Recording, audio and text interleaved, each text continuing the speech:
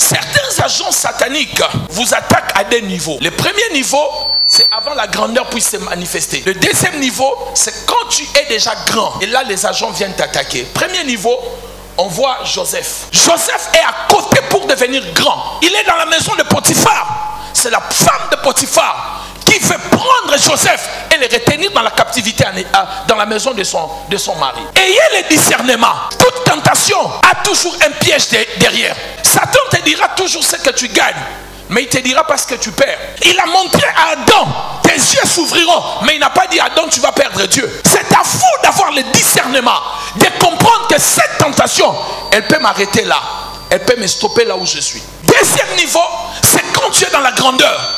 C'est Delilah qui vient. Samson est déjà là, dans la grandeur. Mais Samson ne sait pas que Delilah est payé par les Philistins pour arrêter sa grandeur. Troisième sorte de captivité. Nous le voyons dans l'histoire de l'anneau qui était attaché. Matthieu 21, à partir du verset 2. La Bible nous dit, l'anneau était appelé à la grandeur. Mais voici comment le Seigneur dit. Allez dans un village, à Bethphagée, vous trouverez un anneau qui est attaché. Allez le chercher, je vais monter sur lui pour entrer dans Jérusalem.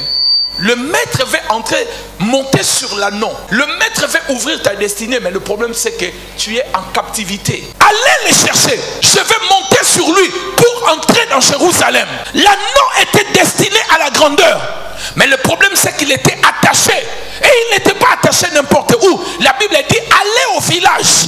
Il était attaché au village. Troisième point, la captivité du village. Dis après moi, captivité du village. Village natal ou village normal. Certaines personnes sont censées être déjà de grandes personnalités. Elles sont attachées au village. Comme cet anneau. On l'avait attaché. Ah, seulement il était attaché, mais il était surveillé. Vous savez, la chose la plus facile, c'est d'être attaché. Mais quand il y a un gardien, on t'attache et il y a un gardien qui te surveille, ça devient compliqué. Même si tu te détaches, mais le gardien peut mettre la main sur toi. Il était surveillé.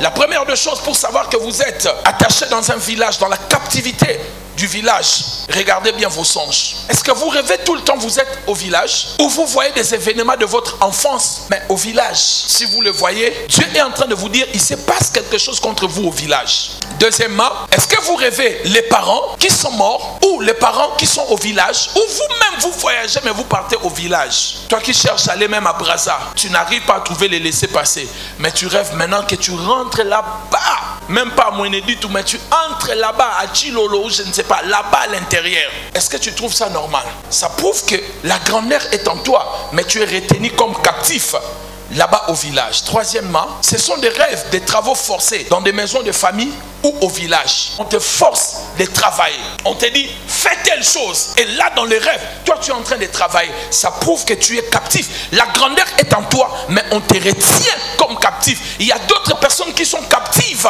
de la maison de leurs parents. Des fois tu rêves, tu sors de la maison familiale, mais quelqu'un vient, ça peut être un oncle, ça peut être un cousin qui te dit allez rentre à la maison. Et puis toi aussi comme un petit enfant tu rentres à la maison. Ce n'est pas qu'on est en train de te protéger. Je rappelle d'une histoire, comment parler d'un serviteur de Dieu. Il a fait un rêve, on le poursuivait je crois par le militaire. Il fuit, se cache dans une maison. Et puis on lui dit non, enlève tes chaussures. Il enlève les chaussures, on les garde. Quand ces gens sont partis, il voulait partir, lui dit de partir. Et pendant qu'il partait, on lui dit prends le babouche. Il a pris des babouches et il est parti. Est-ce que je parle à quelqu'un? Et les gens n'arrivent pas à interpréter les rêves. Tu es venu avec les chaussures. Les chaussures, ça veut dire beaucoup de choses, de bonnes choses. Les ailes de l'évangile, la direction, la fermeté pour bien marcher. Mais on te donne maintenant des babouches. Tu vas ramasser et la saleté, et la poussière. Tu vas tout ramasser. Donc tu as été piégé dans cette maison-là. Et il y a des gens comme ça qui sont des captifs. Des captifs de la maison, des captifs de la famille, des captifs du village. D'autres personnes ne sont pas des captifs du village, mais des captifs plutôt de forêt ou de ce qu'on appelle pestifera, qui veut dire simplement la forêt. Et ils sont victimes de ces démons qu'on appelle des démons de sylphis, qui sont les esprits de l'air, qui travaillent dans la forêt et dans des montagnes. Et au niveau astral, ce sont des démons qui travaillent au niveau de la communication. Ce sont des gens qui rendent vos problèmes très compliqués. Tu as un petit problème à l'église, mais tout le monde est au courant. Et les gens qui ne savent même pas quelle est la cause de ces problèmes vont problème, vont mentir sur le problème. Ce sont les démons de l'air, les démons là, des pestiférats qui font ce genre de choses. Parce que la communication aujourd'hui c'est au niveau des airs, au niveau des ondes. Ils vont répandre ton nom comme ça. Mais si tu n'es pas fort dans la prière pour arrêter cela, ça va devenir une captivité. Les gens voudront te faire du bien, mais les gens ont peur parce qu'ils ont entendu des choses qui ne sont pas vraies. Alléluia. Satan peut travailler pour que les gens perdent confiance sur toi. Or dans la vie, il n'y a rien de plus important dans la vie comme la confiance. Quand les gens perdent confiance sur toi, c'est aussi une captivité. Si vous perdez confiance en moi, vous n'allez plus m'écouter.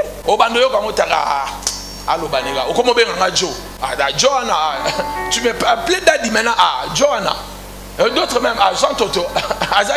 Ça veut dire que quand les gens perdent confiance en toi, ça devient aussi une captivité. Et ces démons de pestiférats, de la forêt, ils le font très souvent. Parce que ce sont des démons de l'air. J'ai déjà remarqué un petit problème. Et ces démons opèrent sérieusement au Congo. Les démons de l'air. Donc ça veut dire que ces démons-là, ils amènent des problèmes. Est-ce que quelqu'un est en train de me comprendre ici? C'est pour cela, priez sérieusement pour vos noms, que personne ne vous trompe.